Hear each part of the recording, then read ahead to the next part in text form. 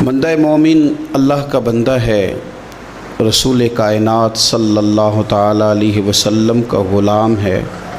اپنے اپنے ذہن کے مطابق، اپنی اپنی طبیعت کے مطابق اور اپنی اپنی سوچ کے مطابق لوگ اپنے آپ کو اچھا بتاتے بھی ہیں، اچھا کہتے بھی ہیں، اچھا سمجھتے بھی ہیں، اپنے ترجیحات طے کر لیتے ہیں، خود ہی ان پر پابند ہو جاتے ہیں، خود ہی قائل ہو جاتے ہیں کہ چونکہ میرے اندر یہ صفات ہیں لہٰذا میں اچھا ہوں۔ کچھ لوگوں کا یہ کہنا ہوتا ہے کہ رزق چونکہ حلال کماتا ہوں لہٰذا بہت ہی اچھا ہوں، ماں باپ چونکہ میرے مجھ سے خوش ہیں لہٰذا بہت ہی اچھا ہوں، 5 نمازیں پڑھنے والا بھی اپنی تئیں اپنے آپ کو مطمئن کر لیتا ہے کہ شاید میں سب سے اچھا ہوں۔ تو مختلف قسم کی چیزیں لوگ بنا کر کے اپنے آپ کو اچھا گردانتے ہیں، اچھا کہتے ہیں۔ کچھ لوگوں کا یہ کہنا ہے کہ سوسائٹی میں جو لوگ کسی قسم کی کو خدمت کر لیتے ہیں، کسی غریب کا بھلا کرتے ہیں، کسی مسکین کے یتیم کے کام آتے ہیں، وہ اچھے ہیں۔ سب سے زیادہ بہتر یہ نہیں کہ اللہ کے قرآن سے پوچھ لیا جائے اچھا کون ہے، کون سی ایسی خوبیاں ہیں جو انسان میں پائی جائیں تو انسان مومنوں والی صفات رکھتا ہے۔ تو قرآن مجید نے بالکل شروع میں کہا کہ الف لام میم ذالک الکتاب لا ریب فیہ۔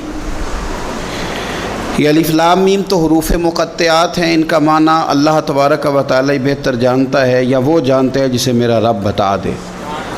ذالک الکتاب لا ریب فیہ فرمایا یہ وہ بلند مرتبہ کتاب ہے جس میں کوئی شک نہیں۔ یہ نہیں فرمایا قرآن میں شک کیا نہیں جاتا، قرآن پاک میں شک ہے نہیں۔ اگر کوئی شک کرتا ہے تو اس کے دماغ میں شک ہے، اس کے ذہن میں شک ہے، اس کے باطن کے اندر فطور ہے۔ قرآن میں شک نہیں۔ ھدی للمتقین، قرآن ہدایت ہے پرہیزگاروں کے لیے۔ ویسے تو قرآن مجید ھدی للناس ہے، تمام لوگوں کے لیے ہدایت ہے، پر قرآن سے صحیح ہدایت اخذ وہ لوگ کرتے ہیں، حاصل وہ لوگ کرتے ہیں جو پرہیزگار ہیں، اللہ سے ڈرنے والے، تقوی اختیار کرنے والے، متشابہات سے بچنے والے۔ جہاں جانے کا اللہ نے حکم دیا ہے وہاں جاتے ہیں، اور جہاں جانے سے مالک نے روک دیا ہے وہاں سے رک جاتے ہیں۔ وہ حقیقی نفع لیتے ہیں۔ وہ کون ہیں؟ تو اللہ فرماتے ہیں وہ لوگ ہیں الذین یؤمنون بالغیب، یہ وہ لوگ ہیں جو غیب پر ایمان لاتے ہیں۔ غیب کیا ہے؟ غیب کی تعریف ہے کہ وہ چیز جو حواس خمسہ سے بھی معلوم نہ ہو اور عقل سے بھی ماوراء ہو، اسے غیب کہتے ہیں۔ مومن غیب پر ایمان لاتا ہے۔ تو پھر غیب پر ایمان کس طرح لاتا ہے؟ وہ غیب پر ایمان اس طرح لاتا ہے کہ وہ عقل سے تو معلوم نہیں کر سکتا تھا، حواس خمسہ سے تو معلوم نہیں ہو سکتا تھا، لیکن مدینے والے محبوب نے اسے بتا دیا ہے۔ رسول کریم صلی اللہ علیہ وسلم کو وحی کے ذریعے جن چیزوں کی خبر دی گئی، اطلاع دی گئی، حضور نے امت کو بتائی، وہ غیب کی چیزیں۔ وہ کیا ہیں؟ قبر، حشر، قیامت، جنت، دوزخ، فرشتے، یہ ساری چیزیں غیب ہیں۔ مومن ان پر ایمان لاتے ہیں اور ایمان کامل رکھتے ہیں اور یقین رکھتے ہیں، اور یہ یقین مومن کی اخلاقی پوزیشن کو بلند کر دیتا ہے۔ جب اسے پتہ ہوتا ہے کہ قبر میں جاؤں گا، حساب کتاب ہوگا، تو زندگی محتاط گزارتا ہے۔ جب ایمان کامل رکھتا ہے، قیامت کے دن اللہ کے حضور کھڑا کیا جاؤں گا، تو پھر وہ اس دن سے ڈرتا ہے۔ وَلِمَنْ خَافَ مَقَامَ رَبِّهِ جَنَّتَانِ، اور پھر جو ڈرتا ہے، رب کہتا ہے میں اسے 2 جنتیں عطا کروں گا، اسے 2 جنتیں دی جائیں گی۔ تو پہلی ان کی صفت مومن کی، وہ غیب پر ایمان رکھتا ہے۔ یہ میں نے بھی دیکھنا ہے، آپ نے بھی دیکھنا ہے، وحی پر ایمان کتنا ہے۔ ہماری آنکھوں کے سامنے کہ ہر وقت دنیا گھومتی ہے، یا قبر حشر کا بھی کوئی نقشہ نگاہوں میں رہتا ہے؟ دنیا کے مد و جزر، حساب کتاب، پیسے کا لین دین، جائیداد کی خرید و فروخت، یہی صرف ہمارا زندگی کا سرمایہ حیات ہے، یا آخرت کے لیے بھی کچھ جمع کرنے میں کامیاب ہوئے؟ یؤمنون بالغیب کی عملی صورت بھی کوئی ہماری زندگی میں ہے؟ پھر قرآن مجید نے کہا وَيُقِيمُونَ الصَّلَاةَ، مومن کی دوسری صفت یہ ہے کہ وہ نماز قائم کرتے ہیں۔ نماز قائم کرنے کا معنی ہر مفسر نے یہی لکھا ہے کہ قائم کرنے کا معنی یہ ہے کہ تو نماز ظاہری آداب کے ساتھ بھی پوری ادا کرے اور باطنی آداب کے ساتھ بھی ادا کرے. تیرا لباس پاک ہو، جگہ پاک ہو، نماز کا وقت موجود ہو، نیت تیری حاضر ہو، یہ ظاہری آداب ہیں، اور تیرا باطن نماز کے ساتھ جڑا ہوا ہو. تو اپنے قلب سے، روح سے اپنے مالک کی بارگاہ میں حاضر ہو. کس طرح؟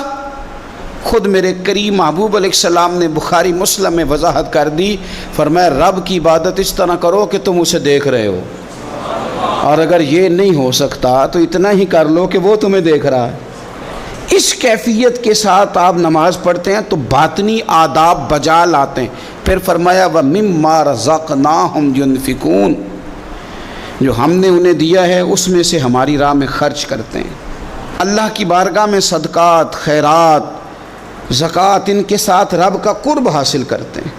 اللہ نے جو تقسیم رکھی ہے کہ بعض کو مالک امیر بنا دیتا ہے، بعض کو غریب بنا دیتا ہے، تو وہ پھر صدقات کو ٹیکس نہیں سمجھتے، وہ کسی کو دینے میں بوجھ محسوس نہیں کرتے، وہ سمجھتے ہیں یہ تو مالک کی تقسیم ہے، میرے اس نے ذمہ لگایا ہے، میں نے دینا ہے. وہ سمجھتے ہیں کہ اللہ تبارک و تعالیٰ نے فضل کے ساتھ میرے ذمہ لگایا تھا کہ میں جاؤں اور اللہ کے کچھ بندوں کو میں اللہ کے دیے ہوئے رزق سے دوں. کچھ مفسرین نے یہاں بات کو اور کھولا ہے، وہ کہتے ہیں رزق سے مراد ہے جو بھی اللہ نے دیا ہے. پیسے دیے ہیں تو وہ اللہ کے رستے میں دے، علم دیا ہے تو اسے بانٹے. اگر کسی کو اللہ نے معرفت دی ہے تو اپنے فیض سے لوگوں کو قریب کرے اللہ کے، وہ پھر وہ علم آگے بانٹے، وہ تقسیم کرے. تیرے پاس جو کچھ بھی ہے نا دیا ہوا تو رب کا ہے، تو نہ بچا بچا کے تو رکھ اسے، تیرا آئینہ ہے وہ آئینہ، شکستہ ہو تو عزیز تر ہے نگاہ آئینہ ساز میں. تو اسے بانٹنا شروع کر، تو دینا شروع کر. اور لوگوں کا خیال ہوتا ہے کہ بانٹنے سے کم ہوتا ہے، نہیں، بانٹنے سے بڑھتا ہے.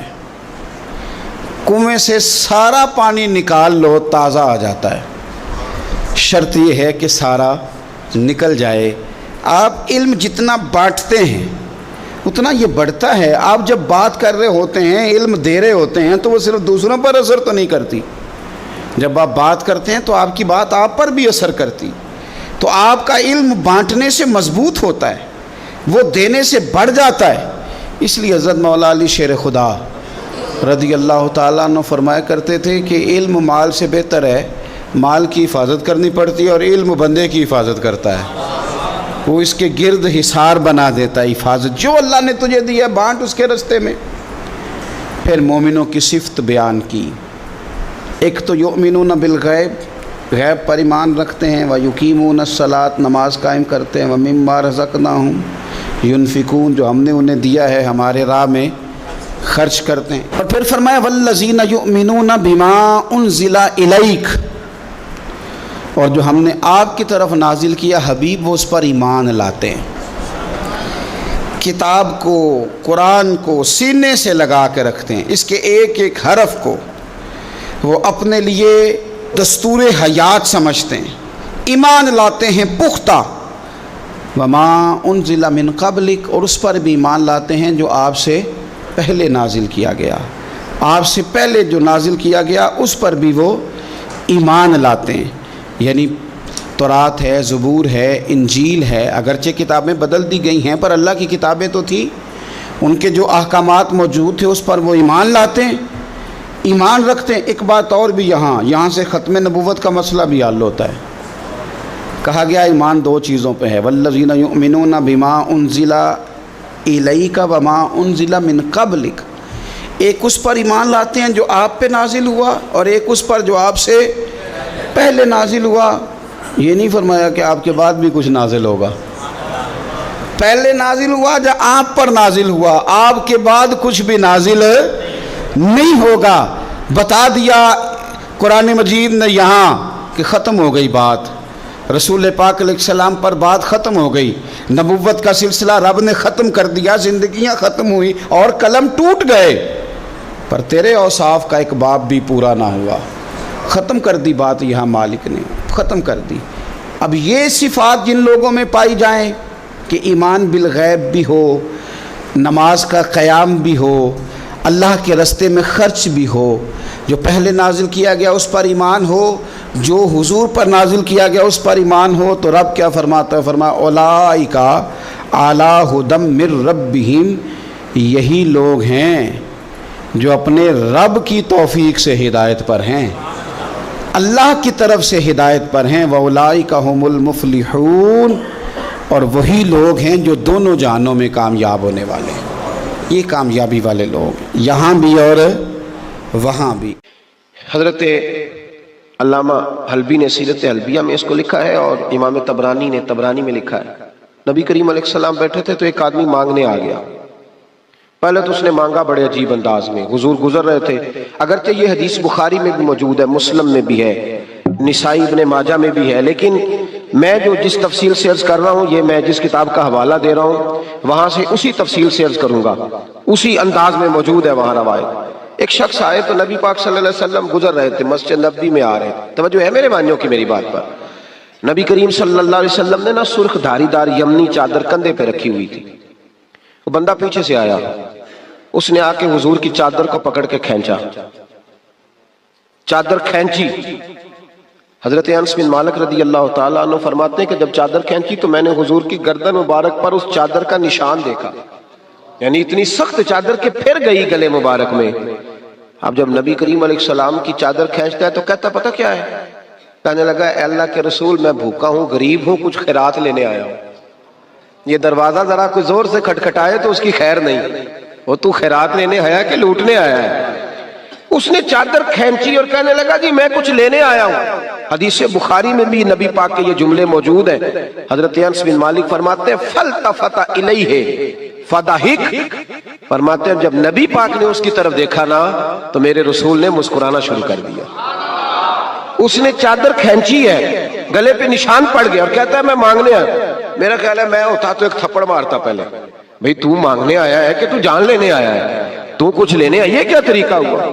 اس نے گردن پہ نشان ڈال دیا، لیکن محبوب کریم مسکرائے۔ کیا خوبصورت انداز ہے فاضل بریلوی کا، اور پتہ نہیں اعلیٰ حضرت کہاں بیٹھ کے لکھا کرتے تھے، جب حضور مسکراتے تھے تو اعلیٰ حضرت فرماتے ہیں جس کے گچھے سے لچھے جڑے نور کے، جس کے گچھے سے لچھے جڑے نور کے، ان ستاروں کی نزہت پہ لاکھوں سلام، اور جس کی تسکین سے روتے ہوئے ہنس پڑے اس تبسم کی عادت پہ لاکھوں سلام۔ ذرا شعر کی لذت تو لیجیے گا، جس کی تسکین سے روتے، فرماتے ہیں بڑا بھی غمگین ہونا بندہ تو نبی پاک ہلکی سی تسکین کرے، پورا مسکرائے بھی نہ، پورا مسکرائے بھی نہ تو بندے کے غم سارے دور ہو جاتے ہیں۔ اب سوال یہ اٹھتا تھا کہ ہم کیا انتظار کریں گے کہ نبی پاک کب مسکرائیں گے؟ کیا یہ قوم انتظار کرے گی؟ تو اعلیٰ حضرت فرمانے لگے نہیں، انتظار کرنے کی ضرورت نہیں، ہر وقت مسکرانا تو میرے نبی کی عادت ہے۔ انداز دیکھیے، جس کی تسکین سے روتے ہوئے ہنس پڑے اس تبسم کی عادت پہ لاکھوں سلام۔ تو نبی کریم علیہ السلام دیکھ کر کے مسکرائے اس صحابی کو، اس شخص کو، حضور مسکرائے اور نبی کریم گھر لے آئے۔ عشاء کا وقت قریب ہو گیا، رسول کریم علیہ السلام، یہ لفظ بخاری کے نہیں ہیں، یہ صاحب سیرت حلبیہ کے۔ دیکھیں کتنے محتاط انداز میں بات کر رہا ہوں، کیونکہ زمانہ بدل گیا ہے نا، حالات بدل گئے، غیروں کی بات نہیں، اپنوں کو بڑی دلیلوں کی ضرورت ہے۔ بھلا کبھی اپنوں نے بھی دلیل مانگی ہے، لیکن اب اپنوں کو بھی دلائل کی ضرورت ہے تو دے رہا ہوں انشاءاللہ تعالی، اور کوشش کروں گا لفظ لفظ پہ میں دلیل رکھوں۔ بھائی غور کریں اور سمجھیں اس پہلو کو۔ نبی کریم صلی اللہ تعالی وسلم گھر لے آئے، عشاء کے اوقات تھے، حضور نے کچھ دیا، بہت زیادہ دیا حضور نے، اور میرے کریم سے گر قطرہ کسی نے مانگا، دریا بہا دیے ہیں۔ اب یہ لفظ بھی سیدھا کرنا ہے، یہ دربے نہیں ہے، یہ در بے بہا دیے، در علیحدہ ہے اور بے بہا علیحدہ ہے۔ یہ بھی لکھا نا فاضل بریلوی کا کلام ہے نا، ذرا سمجھ کے پڑھنا پڑتا ہے۔ دریا بہا دیے ہیں، در بے بہا دیے ہیں، اب شعر سمجھ میں آئے گا آپ کے۔ تو بڑا کچھ دیا اللہ کے رسول صلی اللہ علیہ وسلم نے، عطا کیا۔ تو وہ پتہ کیا کہتا ہے حضور سے جس کو دے رہے ہیں؟ وہ کہنے لگا جی میں نے تو بڑی تعریف سنی تھی، تو آپ نے معاذ اللہ کچھ بھی نہیں دیا، میں نے سنا تھا جھولیاں بھر جاتی ہیں، تو یہ کیا دے رہے ہیں؟ توجہ ہے میری بات پر؟ مطلب یہ کہ اگر آپ کھڑے ہو نا کسی इशारे पे गाड़ी की ब्रेक लगाए तो मांगने वाले ने शीशे पे दस्तक दी तो शीशा नीचे करके 10 रुपए थमाए तो उसने कहा ये क्या दे रहे हो, 100 का नोट दो। तो उसको 10 भी खोल ही देने आकी लै पूरा दे ना, जो तो 100 लाभ नहीं होता ले तू भाई को छीनने आया है। ऐसे ही होता है कि नहीं होता? सही कह रहा हूं मैं? तो ये क्या बात हुई? कहने लगा जी आप, मैंने बड़ी तारीफ सुनी थी तो आप क्या दे रहे हैं? जब उसने ये लफ्ज कहे तो हजरत उमर फारूक ने तलवार निकाली, फरमाया मैं तेरी गर्दन उतार दूंगा। मेरे महबूब ने फरमाया अमर तुम नहीं जानते, पीछे हट जाओ। हुजूर घर ले गए, अज़वाजे मुतहरात के पास जो कुछ था सारा ही उसे अता कर दिया। सैयदा फातिमा के घर में जो कुछ था सारा दे दिया। उसकी झोली भर गई। जब भर गई ना, अब पता क्या कहता है? कहता है महबूबा मैंने जो तारीफ सुनी थी ना, आपको मैंने उससे बढ़ के पाया है। हुजूर इतना सखी बंदा देखा ही नहीं, इतना कमाल मैंने देखा ही नहीं, हुजूर इतनी शान मैंने देखी ही नहीं जितनी आपकी है। महबूब ने सुलाया घर में, फजर का वक्त उठाया तो फरमाया जो बात रात मुझसे की थी वो मेरे गुलामों से भी कर दोगे, वो कह दोगे बात जो तुमने बात में की थी? अर्ज की हुजूर कर दूंगा। तो महबूब फरमाने लगे जब तुमने कहा ना मैं कुछ नहीं देता, ये लफ्ज है तबरानी के, जब तुमने कहा ना मैं नहीं देता कुछ भी, तो उनके दिल परेशान हुए थे। जब तुम कहोगे ना कि नबी ने मेरी औकात से बढ़ के दिया है तो इनके कलेजे ठंडे हो जाएंगे। इनके कलेजे, बड़ी तकलीफ होती है जब लोग, यार ये कौन सा दीन तुम लोगों को बता रहे हो कि नबी दे कुछ नहीं सकता? ये कौन सा दीन है जिसमें रसूल को दीवार के पीछे का पता नहीं? ये कौन सा मजहब है? ये कौन सा दीन है जिसमें डीपीओ आरपीओ तो बाइख्तियार हो और मोहम्मद और अली इतने भी बाइख्तियार ना हो? ये कौन सी तबलीग कर रहे हैं? और मुझे बताओ कौन सा रंग कौम को दे रहे हैं? कौन सा रंग? तुम ये तो बता रहे हो कि जो चीफ ऑफ आर्मी स्टाफ हो उसकी बड़ी ताकत होती है, खबरदार लोग डरते हैं, और कह रहे हो नबी के पास कुव्वत ही कोई नहीं होती। इससे तकलीफ होती है रसूलुल्लाह के गुलामों को, और ये वो रंग है जिसको खुद मेरे नबी पाक ने बयान फरमाया है कि इन्हें तकलीफ होती है। सुबह फजर के वक्त हुजूर उस सहाबी को लाए मस्जिद में, उस गुलाम को, अनपढ़ थे, देहाती थे, अभी समझ नहीं थी। हुजूर लाए तो फरमाया रात जो मेरे साथ बात की थी जरा मेरे गुलामों के साथ भी कर दे। तो वो सहाबा को देख के कहने लगे यार मैंने जितनी तारीफ सुनी थी ना, रसूल पाक को बढ़ के पाया है। क्या हुजूर की सखावत है कि ये तो तेज आंधी से भी ज्यादा सखावत करने वाले हैं। अब जरा एक बात पे गौर करें जो मैं आपको समझाना चाहता हूं। अब जब वो सहाबी ये बात कह रहे थे ना तो सहाबा खुश हो रहे थे। अब सरकार दो आलम अलैहिस्सलाम ने एक मिसाल बयान फरमाई, वो समझ लेना मेरे भाई। हुजूर फरमाने लगे मेरे गुलामों, मेरी और तुम्हारी मिसाल उस आदमी की तरह है जिसकी ऊंटनी भाग गई थी। लोग उसको पकड़ने के लिए दौड़ रहे थे, उसे नेज़े मार रहे थे, काबू करना चाहते थे, उसकी नाक में नकेल डालना चाहते थे, लेकिन वो किसी के काबू नहीं आ रही थी। फरमाया मेरी और तुम्हारी मिसाल उस आदमी की तरह जिसकी ऊंटनी भाग गई, मालिक मौजूद नहीं था, वो बेकाबू हो गई, पागल हो गई, लोग पकड़ते हैं काबू नहीं आती। करीम रसूल फरमाने लगे फिर उसका मालिक आ गया, फिर वो मालिक आ गया, फिर उसने कहा तुम पीछे हट जाओ, तुम्हें नहीं पता ऊंटनी मेरी है तो तरीका भी मुझे ही आता है, मुझे सलीका आता है संभालने का, चूंकि ऊंटनी मेरी है। मेरे हबीब करीम अलैहिस्सलाम फरमाने लगे उसने थोड़ा सा चारा उठाया, अपनी ऊंटनी को दिखाया, वो ऊंटनी दौड़ती हुई मालिक के पास आई। मालिक ने ऊंटनी की पुश्त पे हाथ भी फेरा, चारा भी खिलाया, और फिर उसके नाक में नकेल डाल दी और फिर उसे बांध दिया। लोगों से कहने लगा तुम जाओ, ऊंटनी मेरी है तो तरीका भी मुझे ही आता है। मेरे करीम रसूल फरमाने लगे उम्मत मेरी है तो संभालने का तरीका भी मुझे ही आता है, ये मुझे आता है तरीका, इसको संभालना कैसे। रब्बे हबली उम्मती कहते हुए पैदा हुए, हक ने फरमाया कि बख्शा अस्सलातो वस्सलाम, मुझे तरीका आता है संभालने का।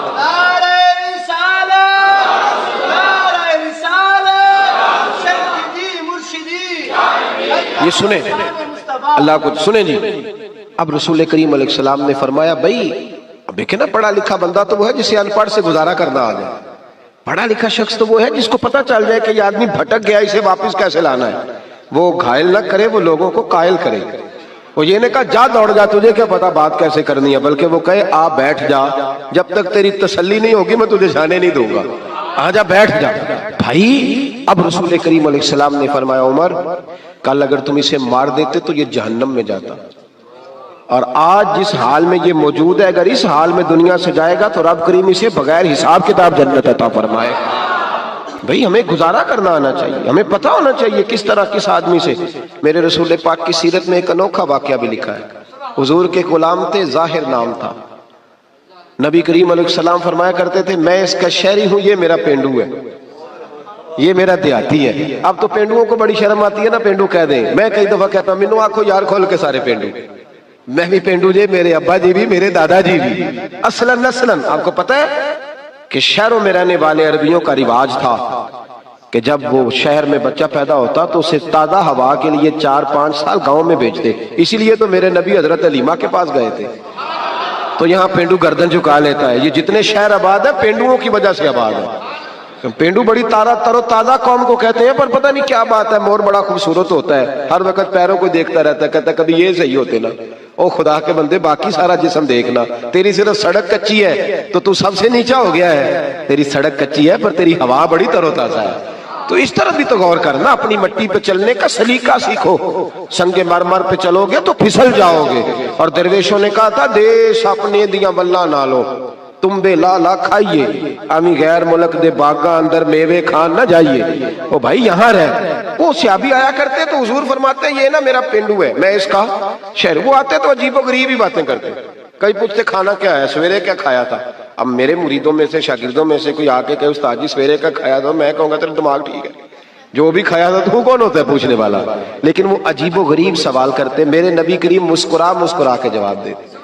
یہ اخلاق ہے۔ یہ کہ اب تو خیر پیروں کا تو رواج ہی بڑا انوکھا ہے۔ یہاں تو مرید جب داخل ہو خانقاہ پہ تو 5000 کا نوٹ پہلے نکال دے، پھر تو ہو سکتا ہے شفقت کھول جائے ساری، پھر تو ماحول صحیح ہو جائے۔ لیکن اگر مرید بیچارہ آتے ہی اس کو خود بھوک لگی ہو لنگر دینا پڑے تو پھر پیر صاحب کہتے ہیں تو آج کیوں آیا، جمعراتی سویرے 10 بجے اوڑا سے، تجھے نہیں پتا کہ آج میں چلے میں رہتا ہوں۔ کیا تماشا۔ اقبال نے کہا خدا بندہ یہ تیرے سادہ دل بندے کدھر جائیں کہ درویشی بھی عیاری ہے شہنشاہی بھی عیاری۔ اور اقبال کہنے لگے یہ نذرانہ نہیں یہ سود ہے پیران حرم کا، یہ نذرانہ نہیں یہ سود ہے۔ میں سخت لوگوں کے پاس بیٹھتا ہوں تو کبھی کبھی کو بات سخت بھی مجھ سے نکل جاتی ہے، مجبوری جو ہوئی ہو جاتی ہے۔ ابھی آیا کرتے تو نبی پاک کو ہنسایا کرتے اور ایسے ایسے عجیب سوال کرتے، حضور بڑی تسلی سے جواب دیتے۔ حضرت عمر فاروق فرماتے ہیں جب حضور کبھی پریشان ہوتے تو ہمارا دل کرتا وہ پینڈو کبھی آ جائے نا، وہ کبھی آ جائے نا آج تو محبوب کو ہنسائے، آ جائے کبھی۔ وہ کبھی کبھی آتے کرتے پتہ کیا، اللہ کے محبوب صدقہ قبول نہیں کرتے تھے، نذرانہ لے لیتے تھے، اسی لیے مانگنا منع ہے۔